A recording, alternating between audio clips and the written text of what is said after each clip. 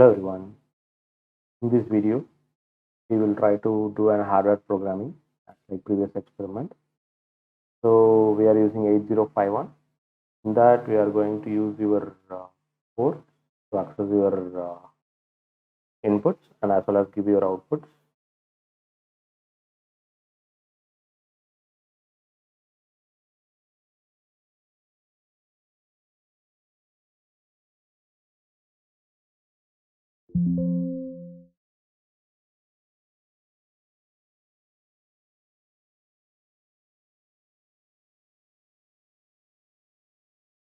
Hello everyone. In this video, we will try to see one more program with 8051 interfacing. So previous video, we have seen how to access ports and how to connect an LED. Right? So here we are going to do the same LED program with a delay. So we already seen in terms of timers how to create and delay using timers in simulation, right? Here you will be using the same method for hardware, and we can able to match it with hardware first. So if you have not seen your previous videos, please go through the previous videos first, and you can come to this video because it is going to be the advanced version of your previous video. So the question which is put in front of me, so write an 8051 assembly language program with timer 0. I got one condition with timer 0, and after that I have to enable the pin which is going to be port 1 pin 0. This is my second condition, and after that it is given a time duration of 1 second, right? So I have to enable that pin for 1 second. So I am connecting an LED to that one, and after that I have to turn it off for 1 second, and after enable P1.1 for 1 second. So again, all the conditions are going to be 1 second. Right? So first it should be timer 0, port 1.0, 1 second. After that you have to turn off your LED, and after that turn on your LED in port 1.1. After 1 second delay, turn it off. So you have to do it in a loop. This is what my condition, and crystal frequency oscillator is given. So first we have to give in terms of pins. So if it is going to be port 1.0 and port 1.1, it is pin 13. We have already seen those things in previous videos. There has been a table which is given to you. So correspondingly, you can able to calculate your pin number versus your pin number and versus your corresponding port pins. Right? So please go through that one. So we have already done an experiment using this one. So port 1.0 is pin 13, port 1.1 is pin 14. So timer which you are going to be used is going to be timer 0, and the delay is going to be 1 second. The problem is 1 second. Right? Till now we have calculated for microseconds. After that we have calculated for milliseconds because that is the only feasible delay with the help of your timer using your TH and TL. So why? Because so what is the maximum count we can able to go up to? It's F, right? In terms of timers, and minimum value which we can give is 0000, right? So what is the maximum count it can able to make? 55,536 counts it can able to make in terms of decimal, right? So in that case, if we are going to give the maximum value also, how much delay it can able to create as a maximum with those values, we have to calculate that, right? So if you want to calculate that, we know that crystal frequency oscillator frequency. After that, every count, every step is going to be 1.085. We have already calculated. So what is the maximum delay which can be created if you are going to give TH is going to be 00 and TL is going to be 00. So it's like it is going to be 71.1065 milliseconds only. So if you are going to take a delay, so maximum how much delay we can able to take, it is going to be 71.1065 only we can able to make in terms of milliseconds. But in the problem I have given it as 1 second, right? So it is maximum than that value. If you are going to be beyond the limit of the TH and TL, what we can do? So we have already seen in terms while we are seeing about theory. So we can able to create a loop so that can able to iterate it again and again, right? So if it is going to be 71.606 1065 milliseconds, how many times the loop has to be repeated so that it can able to give an input of 1 second? That we have to calculate. So in order to calculate it, so 71.1065 milliseconds, and after that, and value has to be taken, and the value has to be should be equal to 1000 milliseconds. This means 1 second, right? So if you want to calculate that value, the calculate value is going to be 1000 divided by 71.1065. So I have to repeat the loop 14 times, again and again. So 0000 input I have to give, and after that FF it is going to count. So when this count is getting started, it is going to be TR0. When this count is getting ended, if there is an output at TF0, right? So this should be happening again and again 14 times, so that I can able to have a delay of 1 second, right? So it is 14 point something. So we may not be more accurate in terms of 1 second, but we can able to manipulate it. We can able to give some values and we can able to check it. So we know that we have to repeat the loop for 14 times, and after that it should be timer 0, and we have to make use of your time delay of 1 second, right? So with the help of these inputs, I am trying to do my program. So I am going to start with my origin. So after that, then my T mod is going to be 0 1, because my condition it should be timer 0. So for my convenience, I am taking 16-bit mode. So the value should be 0 1. So timer value 00000001. So which means total it is going to be 01H. So if you want to explain more, it is going to be gate C bar T. After that M1 M0 of timer 1. Same condition for timer 0, right? So C bar T, all these things we already calculated. Just go through that one. So if it is going to be timer 0, it is going to be 0000 here, and after that 0001. So it is timer, and it is going to be in mode 1. Right? So this is going to be 0 1, and after that one TL0 is going to be 0 0, which we have calculated, right? So it should be very minimal value so that it is going to do that operation. So after that one, I have to set my port to 0 0, because my first condition I have to turn on my LED, right? So I have to make that port P1 to be 0 0 or clear my port, right? So if I'm going to if an program before anything is going to happen, so default value of my P1 will be FF, right? Always. So every LED which is connected to port is going to glow. But my first condition, it should not glow, right? And after that one, it should start glowing. That's my condition, right? So I am going to clear my port 1 with the help of my P1 hash 00H. So after that one, I am going to set my port 1.0. I am enabling my LED, red LED. And after that one, I have to call a delay. And after that one, I have to, so delay, wait, we will discuss about the delay. After that one, I am going to set P1.1, which means I am going to enable my blue LED. And after that, I am calling a delay. And after that, complementing 1.0, we are calling a delay. And after that, complementing 1.1, calling a delay. And after that one, I am going to jump again and again here, right? So it is going to happening in a loop. If that is the case, how to create the delay? So we know that a call we have already used in our program. A call is going to be an subroutine. So it is going to jump to the subroutine. So whatever address exactly this instruction is located, assume there is going to be some values around some value or some round value.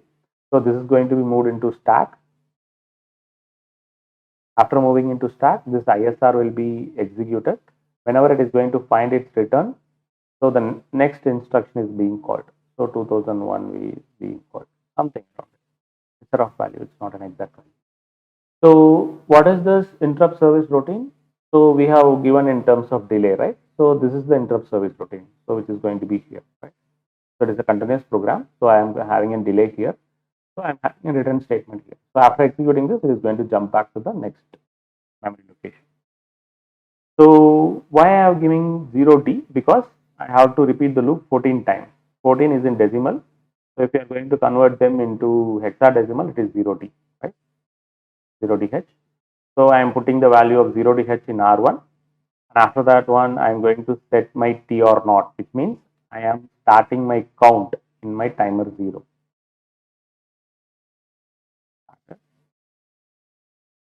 So it is going to start its count from 00000 to FFFF, so with which it is going to complete the duration of 71 point something milliseconds, right? So it is going to complete the duration. And after that one, I have to disable my T or not, and after that I have to disable my DF not. Why? Because if that is T or not is getting enabled, which means it is going to start its count again, right? So it should be made it to 0. And after that one, my TF not should be 0 because this is going to be happening again and again. So overflow flag should be set to 0. So this is also set to 0.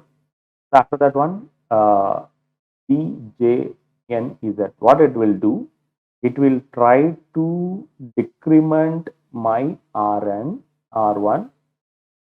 is going to decrement its count, and till it's becoming 0, till your R1 is becoming 0, it is going to jump to the memory location which is given.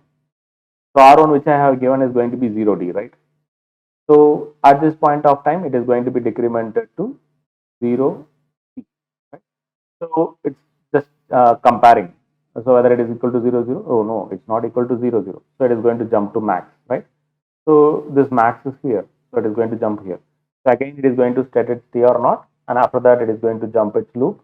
So it is going to iterate again and again until it's finding its overflow.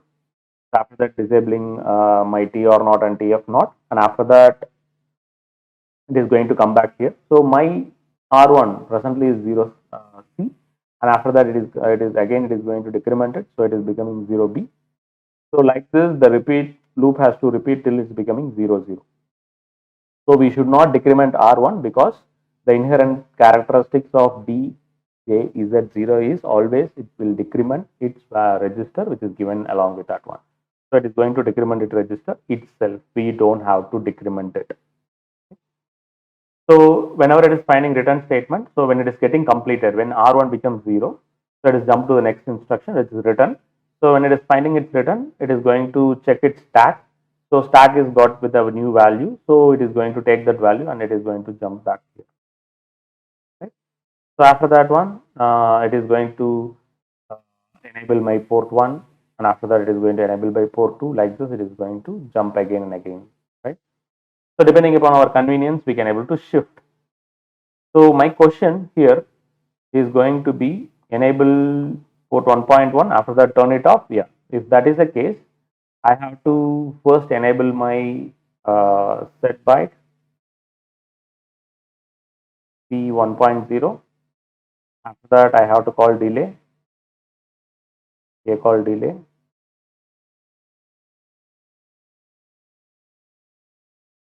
And after that, clear IP 1.0, or it can be if it's not clear, if you are not dealing with clear. So CLP, we have already used this command complement, right?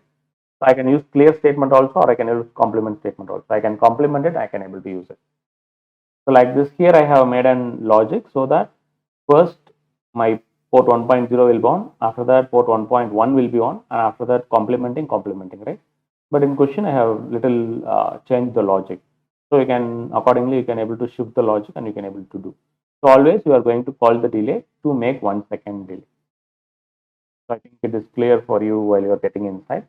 So I will move to the programming directly. So I can move to the program directly. So here, what is the thing which has been given? So port 1.1. After that, port 1.0, 1.1 delay. All those complementing and other things is going to happen. So what is the logic which I have asked for? So this should be called in front, right?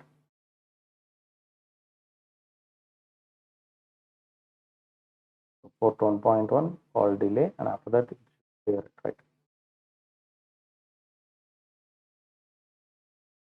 This is the logic which I have asked for. So port 1.0 is enabled, and after that complemented delay, 1.1 is enabled. After that, it is complemented. So like this, it is going to do the loop again and again. This is how it has been programmed. So all these things are going to be same. So 0D is going to be 14 times repeating the loop. All other things are going to be same. So first, initially, I will try to do that in simulation so that it will be easy for you to understand. So first, I will go to the simulator, and after that, I will click OK. So here I will do it in simulation first. So I will try to.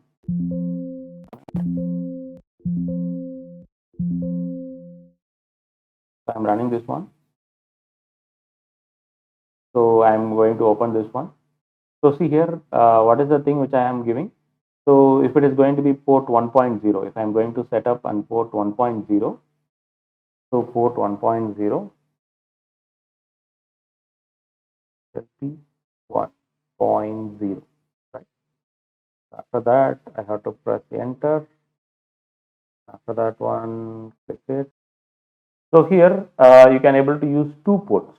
So while using setup, so you can able to give two ports. This is going to be port 1.0 and port 1.1.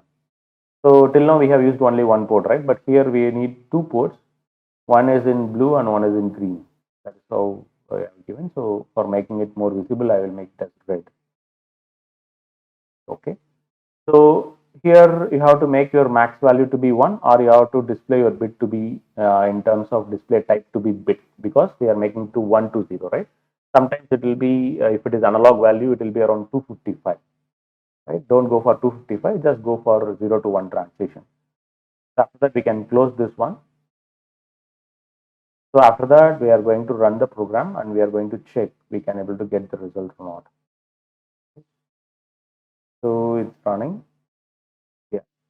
So we are getting some pulse. It is alternative fashion. So I think we are getting around the way which we want. So we can stop it and we can see whether we can get it in 1 second or not. So this pulse should be for 1 second. Right? So this is for port 1.0. So see here, it is 0.94 or 5 something, right? So it should be like this, right? Yeah. 0.96 seconds, which means around 1 second, because we have neglected the decimal points, right? Because of the decimal point neglection, we are not going to get the exact value, but in terms of hardware, it's not visible. In terms of simulation, by calculating the width, it is visible, but in terms of hardware, it is not a much great issue. So while we are seeing in terms of LED glow also, we can able to see that one. So after that one, this should also be of 1 second. So we will check that. This is on again on same duration, right? So 0.94, 9 not 94. So after that, we will, yeah, 0.96, around the same values we can get. So if you are going to calculate this delay, it should be 4-second delay. Okay. So 3-second delay, sorry, total is 4 second, right? So total it's going to be 2.79, right? So total duration should be 4 seconds, right? This to this 4 seconds. So it is 3.72 seconds. It's exactly not 4 seconds, right? So this is how your waveform is getting generated. In the same way, you are going to trigger your LED also, right? So with this understanding, we will try to jump to the hardware side. So we will stop our debug mode. After that, we will go for target. So in that, we will go for debug. You can go for Keil real-time monitor 51, and after that, in settings, you have to make sure that your COM port which is enabled. So after that, you have to set baud rate to be 9600. Okay. So after that, we can press OK. So from this point, we will try to make it as half screen, so which is your hardware is visible. Now your hardware is visible to you. So the same program it is going to run. Now if I am going to debug, how it is going to react, we can able to see that one. So first, initially we can able to see both the things are going to be glowing. Both red LED P1.0 and P1.1 is glowing, right? So it is default. After that one, you can click on this one. So program is running. So it is going to start its values one by one. So we can run this program and we can see, yes, it's running, right? So check for seconds in my clock. So every 1 second, it is going to turn it off and turn it on. So you can able to click it.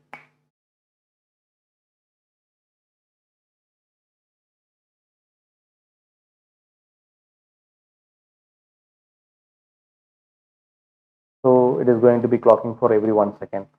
So LED is glowing 1 second, off 1 second, glowing 1 second, off 1 second.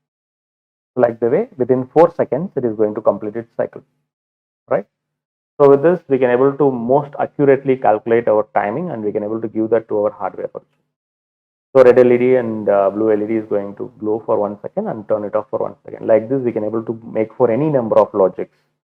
So we can able to create an light control for traffics. So we can able to create an visualization of LED displays for others. All those things we can able to make just with the help of our programming, right?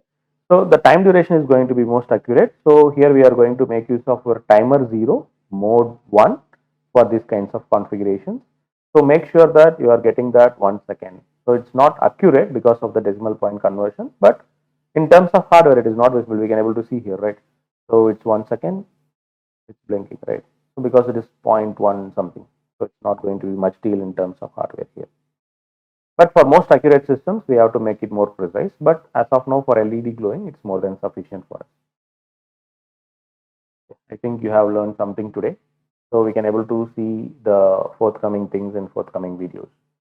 So we will try to get it more LEDs, more glowings, more timings, all those things we will try to make, and we will try to do the experiment.